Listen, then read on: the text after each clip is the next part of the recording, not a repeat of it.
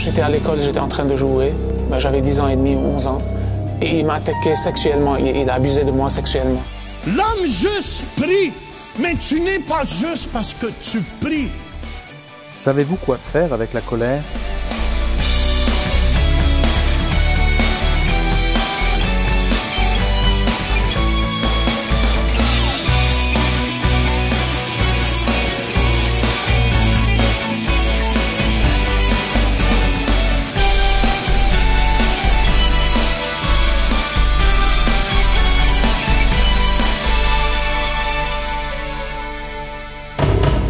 J'étais à l'école, j'étais en train de jouer. J'avais 10 ans et demi ou 11 ans. Et j'étais un enfant très naïf, très innocent. Je me rappelle, il y avait un type, un jeune, peut-être de 25 ans ou de 22 ans, qui m'avait pris par la force dans une chambre vraiment très obscure. Une chambre qui me faisait peur, qui faisait peur en fait à tous les élèves à l'école. Cette attaque brutale ébranla l'innocence de Michel et bouleversa son univers à jamais. Depuis ce jour fatal, il vécut dans un état constant de peur. Et il m'a attaqué sexuellement, il a abusé de moi sexuellement. Mais moi, en ce temps-là, parce que moi j'étais un garçon vraiment très innocent, je n'ai pas vraiment compris ce qu'il faisait. J'ai cru qu'il était en train de m'étrangler ou de me tuer. Et ça a vraiment créé une peur maladive chez moi. C'est devenu une obsession chez moi, la peur. Cette graine de peur qui fut semée dans le cœur de Michel commença à croître petit à petit, jusqu'à complètement étrangler sa vie et détruire son mariage. Libre de tout engagement, Michel obtint finalement son indépendance. Et à l'âge de 21 ans, j'avais fait la connaissance d'une fille et c'était sérieux. Alors je me suis dit peut-être que si je me marie, ça me donnera encore un sentiment de maturité ou bien de stabilité dans ma vie. Et je l'ai fait, malheureusement. Après, ça n'a duré que 3 ans. J'ai senti qu'il fallait changer. Et c'est ce qui me tuait parce qu'il n'y avait rien qui restait stable dans ma vie. Tout devait changer avec les saisons. Michel était déjà assez connu comme musicien de pop. Tout en devenant de plus en plus célèbre, il commença à vivre une vie qu'il perçut comme une vie de liberté parfaite. J'ai acheté un appartement, je faisais des soirées comme moi je voulais. Je m'achetais des livres surtout genre d'occultisme, des livres sur la métaphysique, sur l'au-delà, tout ce qui était vraiment spirituel mais qui n'avait rien à voir avec l'évangile. Je m'achetais de la drogue aussi, de l'alcool, des cassettes pornographiques. Donc j'étais un peu impliqué dans tout ce qui n'était pas vraiment bien propre dans la vie. À ce moment-là, Michel ne pouvait savoir que le Seigneur avait déjà commencé à œuvrer dans sa vie. Mais quand on est pris dans un système, on est dedans, on veut en sortir, on ne peut pas, on n'a pas la volonté pour le faire. Donc j'étais toujours en train de nager dans la boue. Mais une autre semence venait d'être plantée et grandissait graduellement en attendant la saison de la récolte. Le Seigneur s'était révélé à moi d'une façon ou d'une autre, mais moi je n'ai jamais vraiment vu clairement ce qui se passait. Et je me rappelle qu'il y avait des nuits avant de dormir, quand j'étais vraiment drogué, je voyais une lumière, mais vraiment une lumière éblouissante, qui descendait vers moi. À côté de cette lumière, et à côté de cette scène que je voyais un défilé de personnes. Les personnes que moi, à qui j'avais fait du mal dans ma vie, ces personnes défilaient une à une, l'une après l'autre. Et ça créait en moi encore une peur du jugement, ou bien j'étais embarrassé, c'était terrible le sentiment, la sensation que j'avais. Et ça me poussait à prendre encore plus de la drogue pour pouvoir dormir. Et le matin, je me trouvais parfois ou bien au salon, ou bien dans le corridor. Je n'arrivais même pas au lit. Après avoir rendu visite à son frère à Bruxelles, la petite amie de Michel accepta le Seigneur dans son cœur et ne pouvait attendre de partager avec lui son étonnante rencontre avec Jésus. Elle a vraiment été visitée par le Seigneur dans sa vie. Et sa vie a changé radicalement. Et le jour où elle est revenue, je me rappelle, elle m'avait raconté ce qui s'était passé avec elle. Ça a été c'était une révélation pour moi. Alors je suis sorti au jardin, j'ai pris 2 heures, mais vraiment 2 heures montre en main, en train de parler au Seigneur. Et c'était vraiment, je sentais sa présence. Elle se traduisait pas seulement par la sensation que j'avais, que lui, il y avait quelque chose de présent à côté de moi, mais je sentais l'affection. Et je me rappelle, je confessais tout ce que j'ai fait dans ma vie. Et c'était la première fois où vraiment je me vidais à 100%. Il n'y avait plus de choses que moi je cachais. Et c'était en même temps un tel soulagement que j'avais. Je me sentais plus léger. J'ai pleuré, mais vraiment, je n'ai jamais pleuré comme ça. Et je me rappelle le soir, je suis rentré au lit, je suis rentré très tôt, j'ai tellement pleuré que j'étais esquinté, j'étais claqué. Le matin, quand je me suis réveillé, j'étais sûr que quelque chose a changé dans ma vie, ou bien que ma vie a changé complètement. Michel entreprit des changements majeurs dans sa vie. En nettoyant son appartement, il était effectivement en train de nettoyer son cœur. J'ai demandé à Nouna de monter avec moi dans mon appartement tous les livres que j'avais qui parlent d'occultisme, qui parlent des secrets de l'aura, des choses hindoues, plein de trucs vraiment très, très mauvaises. Tout ce que j'avais qui n'était vraiment pas bien pour ma vie en Jésus. Ensemble, on a jeté tout dans la poubelle. Michel, qui était auparavant terrifié de s'engager en quoi que ce soit, s'engagea premièrement vis-à-vis de son Seigneur, puis vis-à-vis de sa petite amie, qu'il demanda en mariage. C'est alors qu'il joua un nouvel air, une nouvelle chanson d'adoration à son Créateur. Et à un moment donné, j'étais connu en tant que musicien parce que je faisais des chansons qui passaient à la radio. Et tout ça s'est transformé. Je n'ai rien changé, mais j'ai seulement changé d'un côté, je suis parti dans l'autre côté. Je fais toujours la même musique, ou bien je suis toujours dans la musique, il faut dire. Mais maintenant, ma musique va dans une autre direction. Elle va vers le Seigneur, mais pas vers le monde. C'est alors que Michel ouvrit son studio au service du Seigneur, afin d'aider les autres à enregistrer des cantiques. Aujourd'hui, la vie de Michel a radicalement changé de cas. Fidèle époux et père fier de ses enfants, il utilise sa musique afin d'expliquer au monde entier le vrai sens de la foi, de la liberté et de la stabilité qu'il a acquise dans sa vie. Pour moi, personnellement, la chose qui était vraiment la plus gênante ou bien la plus traumatisante dans ma vie, c'était le manque de stabilité. J'étais une personne qui n'arrivait pas à se stabiliser dans n'importe quelle relation, dans n'importe quel travail même, alors qu'avec le Seigneur, j'ai vraiment expérimenté la stabilité. Imaginer ma vie maintenant sans Jésus, c'est vraiment terrible. Je ne peux pas le faire. Je ne peux plus concevoir ma vie. Je ne peux plus concevoir un jour sans Jésus.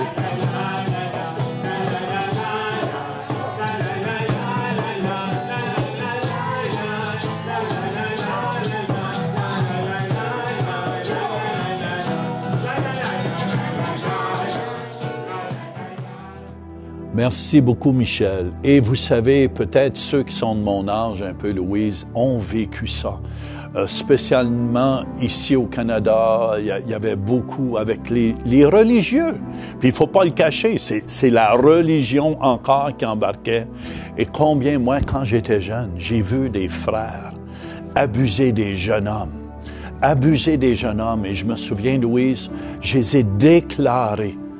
Je me souviens dans la cour d'école. Et je me souviens, j'étais un premier de classe. Et ça, c'est des blessures du passé. Parce que je les avais déclarés qu'ils faisaient ça. Ils avaient été trouvés coupables. Mais on m'avait fait faillir mon année dans ces années-là. Et moi, je vous dis, écoutez, peu importe, peut-être vous avez été abusé sexuellement. Écoutez-moi à la maison. Mais Jésus est venu pour guérir vos cœurs. Puis vous devez pardonner. Je sais que c'est pas facile, parce que souvent, on est jeune, on ne sait pas qu'est-ce qui se passe, et vu qu'on croit que c'est des hommes de Dieu ou des femmes de Dieu, ça peut être une jeune fille qui s'est fait violer aussi. Mais moi, je dis, Louise, la seule qui peut guérir votre cœur, c'est Jésus. Puis si vous voulez aujourd'hui, il y a une jeune dame qui pleure présentement à la maison. Ton nom est Carole. Puis Jésus te dit, il est venu pour guérir ton cœur. Tu n'as jamais pardonné, mais tu vas laisser aller aujourd'hui. Tu vas dire, Jésus, je pardonne à cette dame ce qu'elle m'a fait. Au nom de Jésus. Au nom de Jésus. Jean, ce qui est encourageant avec la parole de Dieu, c'est que la guérison pour ceux qui se sont fait violer ou abuser dans tous les sens du mot. Et je crois que Isaïe 53 au verset 4 nous dit et 5, « Cependant, ce sont nos souffrances qu'il a portées, en parlant de Jésus. Il a porté nos souffrances. C'est de nos douleurs qu'il s'est chargé et nous l'avons considéré comme puni, frappé de Dieu et humilié. Mais il était blessé pour nos péchés, brisé pour nos iniquités. » Écoute bien ceci, le châtiment qui nous donne la paix est tombé sur lui et c'est par ses meurtrissures que nous sommes guéris. Alors, il y a de l'espoir, il y a la guérison pour ceux qui ont besoin aujourd'hui. Je vous encourage, donnez-lui toute votre vie et soyez guéris. Moi, je dis, Louise, on va prier pour vous. On va se donner la main à la maison. Puis je demande vraiment à Jésus qui est ici avec nous, d'aller vous toucher, puis d'aller guérir vos cœurs. Puis arrêtez de vous accuser, ceux qui ont vécu un abus sexuel comme ça, soit d'un père ou même d'une mère. Puis moi, je vous dis aujourd'hui, soyez guéris au nom de Jésus-Christ.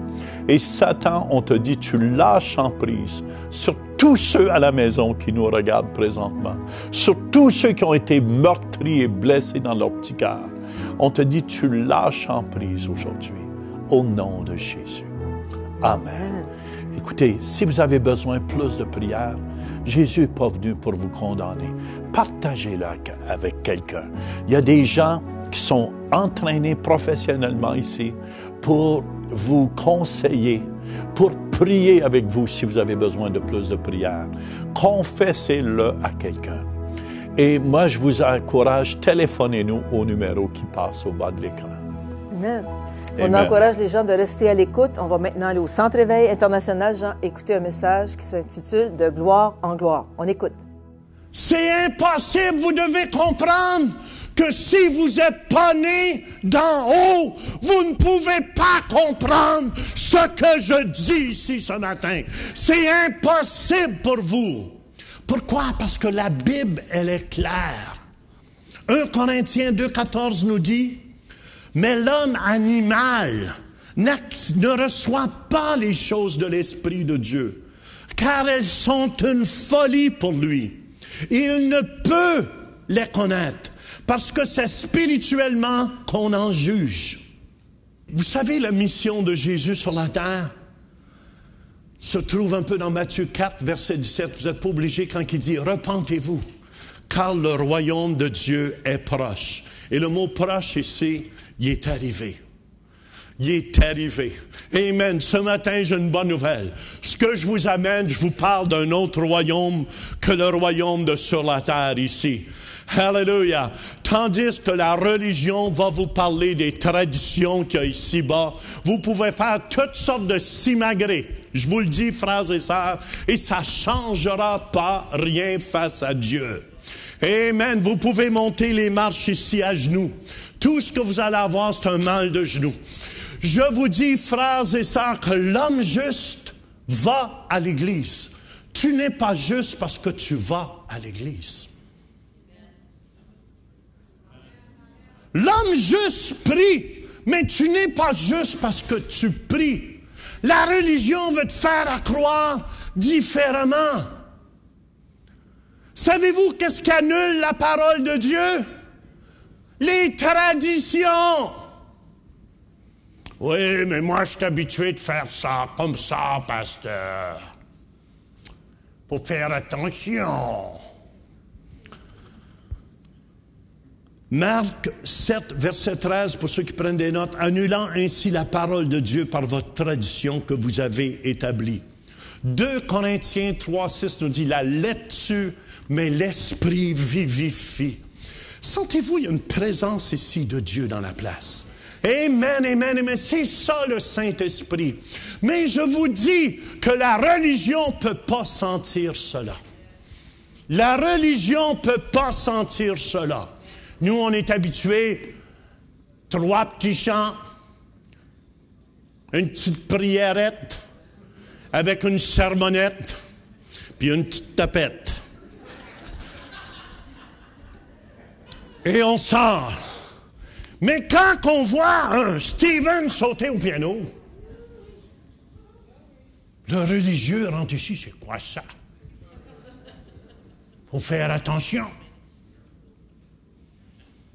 Où est-ce qu'ils prennent ça dans la Bible? C'est dans la Bible en plus de danser, puis sauter, puis chanter, puis danser. Mais eux sont tellement, ils ont des écailles dans les yeux. Ils sont aveugles au complet. Sont aveugles au complet.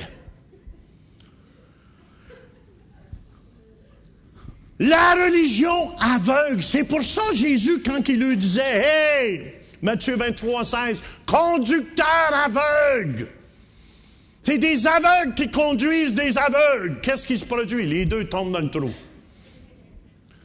C'est pour ça que je me suis fait détester en France et en Europe quand je disais aux gens, ceux qui vont dans des églises religieuses, sortez de là. Sortez de là. Parce que je vous dis que ça l'étouffe la parole de Dieu. Ça l'empêche Dieu d'agir. Ça l'empêche Dieu d'agir. Les traditions, puis écoutez-moi, j'ai des bons amis à moi, mon épouse qui habite au Canada, je vous dirai pas où, Rimouski ou dans ce coin-là, mais je vous dis pas où qu'habite, ou Ottawa, ou Montréal, mais ils ont été aveuglés pendant tant nombre d'années par la religion. Savez-vous qu'est-ce que ça fait, la religion? Ça vous constipe au complet. Vous devenez tellement constipé que vous en avez des crampes partout.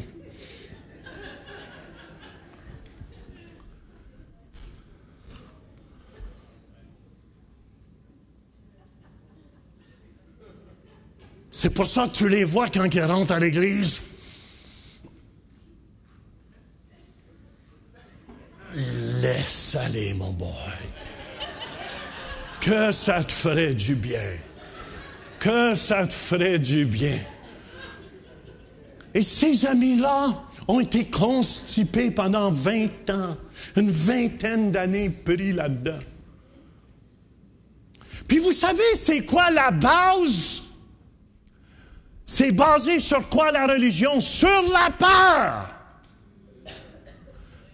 Si tu vas pas à l'église, tu vas aller en enfer.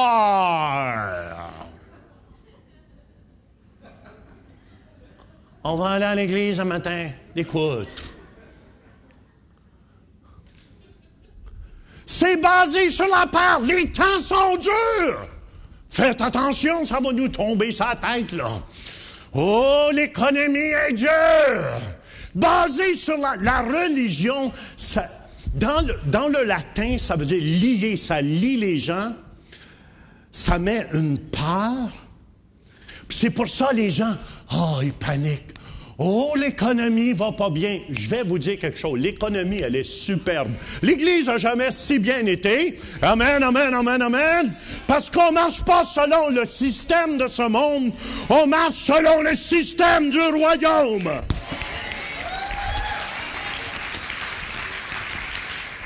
Pasteur, t'as pas peur, il devrait avoir des grosses factures de gaz en ce temps-ci, 5 000 par mois. Dieu va pourvoir, frères et sœurs, c'est son Église.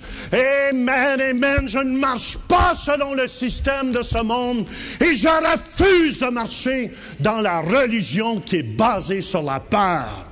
Parce que la peur vous vole. Puis qu'est-ce que la Bible dit? 1 Jean, chapitre 4, verset 18. La crainte n'est pas dans l'amour, mais l'amour parfait bannit la peur. Ça bannit la crainte, ça bannit la peur. Dieu est amour. Amen, puis habite en moi. Car la crainte, écoutez bien ça, suppose un châtiment. Oh, les temps vont devenir durs. On va se ramasser du canage. On va remplir notre maison pleine de canage, puis de spaghettis, puis on va remplir le freezer. Mais faites attention s'il n'y a pas d'électricité. Mais il n'y aura pas de problème en ce temps-ci. Croyez-le.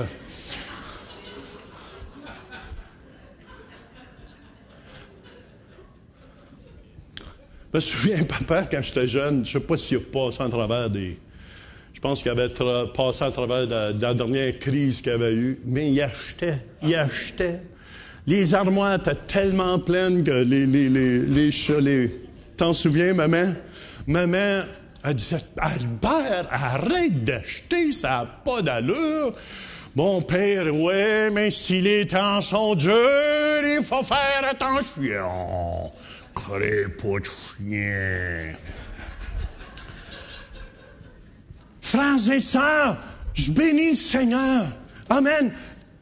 La chrétienté n'est pas basée sur la peur, mais elle est basée, amen, sur l'amour, sur la foi.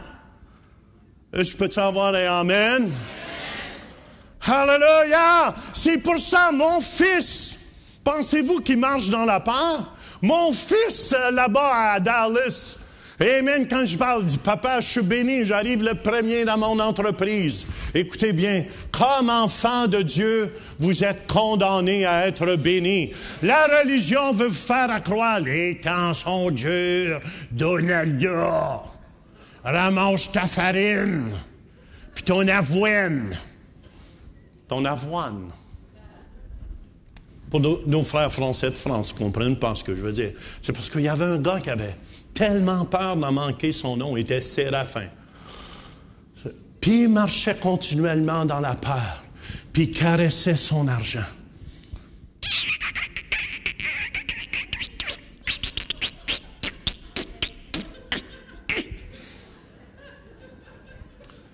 Écoutez bien.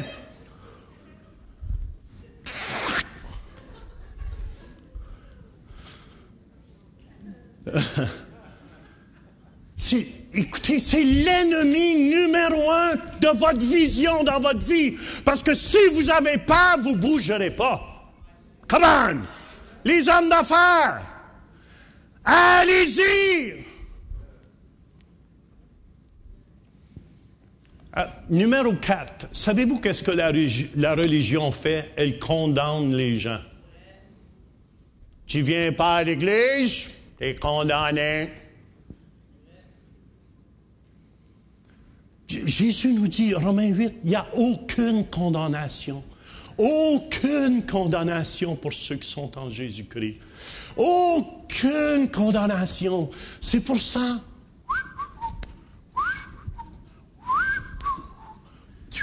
Qu'est-ce que vous diriez, je partirais à voler? Est-ce que vous diriez Amen? Vous diriez, un miracle se produit. La religion condamne les gens. Elle cherche les puces. Êtes-vous des chercheurs de puces? Si vous l'êtes, on va vous libérer. C'est pour ça qu'il y a tant de gens qui se font faire mal dans des églises. Mais écoutez bien, réveillez-vous, c'est vous qui choisissez votre église. N'oubliez pas, Dieu vous a créé libre au début. Si tu t'en vas d'une place constipée, mais je te garantis, tu vas constiper toi aussi à long.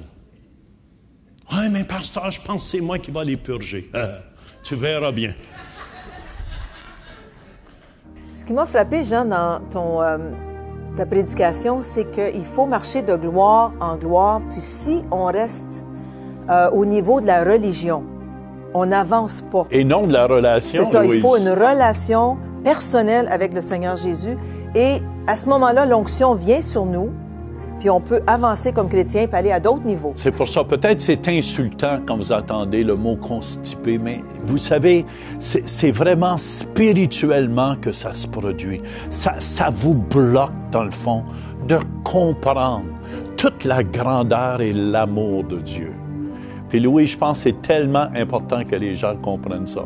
Oui, puis qu'il n'y a aucune condamnation pour ceux qui sont en Jésus. M'entendez-vous, là?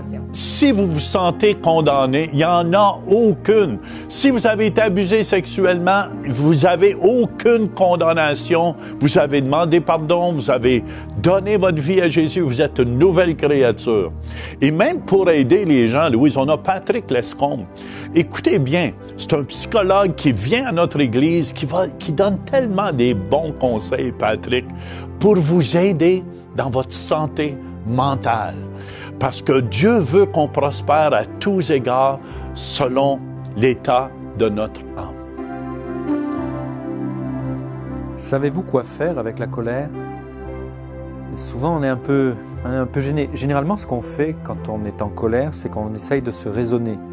C'est pas tellement un bon truc parce que je ne sais pas comment, si vous êtes capable d'arrêter un feu en soufflant dessus. Généralement, on augmente encore un peu plus la colère.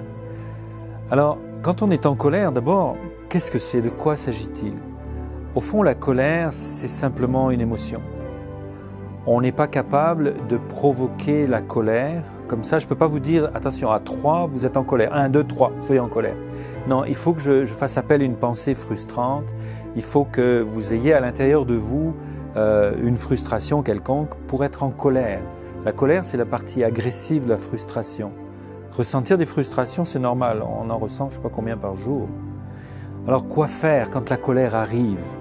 Est-ce qu'il faut défoncer les murs? Moi, j'avais un patient que quand il était en colère, il donnait un coup de poing dans le mur. Puis un jour, je l'ai vu arriver à mon bureau avec un plâtre parce qu'il avait attrapé le truss, il avait attrapé le montant de bois dedans en frappant dans le mur. Donc ça lui donnait une grosse bonne leçon d'avoir le poignet cassé en plusieurs morceaux.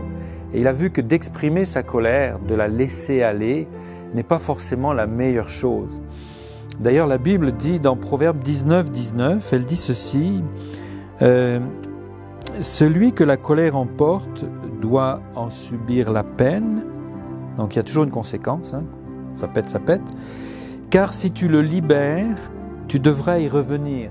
Ce que la Bible essaye de nous dire là-dedans, c'est que si tu as tendance à libérer ta colère, « Oh, moi j'ai le droit d'exprimer mes frustrations », ben, tu devras toujours y revenir. Tu n'as pas résolu ce problème, cette frustration. Vous vous souvenez, on a parlé de Jonas. « Fais-tu bien de t'irriter ?» C'est ce que Dieu lui disait. « Fais-tu bien d'être en colère ?» Au fond, quand vous êtes en colère, c'est aussi la preuve que vous n'êtes pas capable ou difficilement capable de supporter la frustration. Donc là, il y a tout un travail à faire sur la frustration. Mais je pense que le premier travail à faire, c'est de prendre conscience que vous êtes en colère. La Bible dit ailleurs, dans Éphésiens, que si quelqu'un est en colère, qu'il veille à ne pas pécher. Et c'est même marqué quand vous êtes en colère. Donc on peut, c'est normal d'être en colère. Et prendre conscience de sa colère, ça va être le premier pas pour la résoudre. C'est pour ça qu'il est dit « Fais-tu bien de t'irriter ?» Oui, je me perçois que je ne fais pas bien, que je me fais dépasser, que ça m'empêche de raisonner clairement. Je vais prendre une marche, je vais changer de pièce, je vais, je sais pas, je vais faire une autre activité juste pour faire baisser cette émotion qui est une tension énorme parfois. Et après, je verrai un peu plus clair. Donc, que faire avec la colère? La première chose, c'est d'en prendre conscience. Après, vous verrez, ce sera plus facile à gérer. Visitez le site web centrereveil.com pour participer à nos services en direct. Pour un don mensuel de 20 $ ou plus, devenez partenaire de l'émission Réveil et recevez le DVD du mois. Vous pouvez faire vos dons en ligne avec Visa et Mastercard ou un chèque par la poste. Et nous apprécions votre soutien. J'en suis arrivé à réaliser que si je ne m'accrochais pas à mon embarcation, j'allais mourir.